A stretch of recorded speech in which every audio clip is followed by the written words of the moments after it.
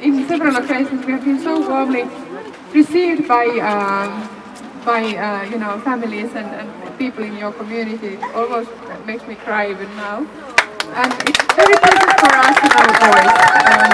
So we are just very deeply grateful. Thank you so much.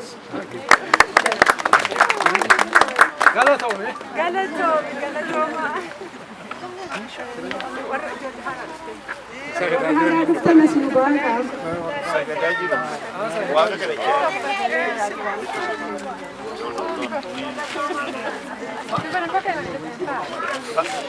Waan mana kastella la.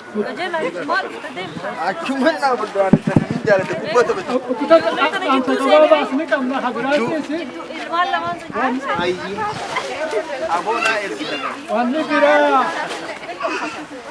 Wanni bira wanni hasu barbaanne wanni yaadame alama ya kanada han keessa deemaa jiru kuma qabdan isin dinuuhi wayii gargaaruu barbaanne tokko jirutti asuma gargaaraa jira kuma deemutti nuttis akka hawaasa keenya akka koominitii keenyaa kanatti waan dandeenyu waa darbuu barbaanne hanqiftillee dagaagalaa jette Oromooni namni waan harkaa qabu yoo darbee ibsataadhaan jaamu jaama kanaafuu nuttis waan dandeenyu waa hiree kanatti dhimma baanee waa yoo waa gargaaruu dandeenya kan jedhuudhaan waan ni dhaabis maqaa keenyaafis nu gaarii waan biyya naannoo jirru kanattis jiraachuu keenya beeksisuudhaafis nu gaariidha.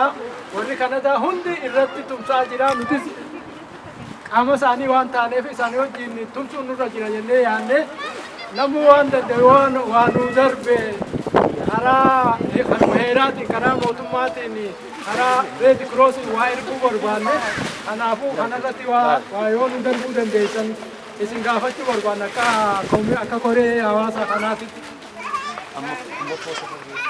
Takka tanaa lammataa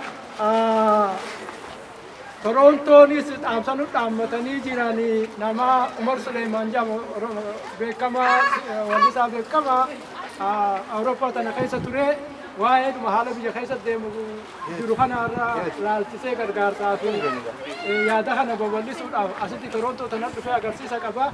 Sanis namoo akka quba qabaatan saftii dhuftu tana saftii